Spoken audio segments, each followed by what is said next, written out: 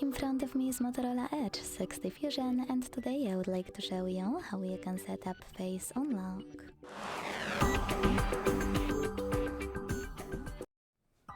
Begin by opening settings and scrolling down to click on security and privacy.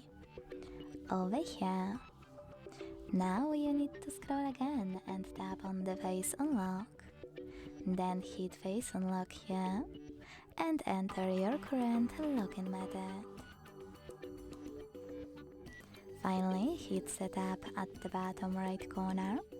Tap on setup again, and this time keep your face in frame, following all of the instructions from your screen. When it's done, you can manage those options however you want to, and hit next at the bottom right corner. Lastly, select done. So now when I go back, switch off my screen and turn it back on.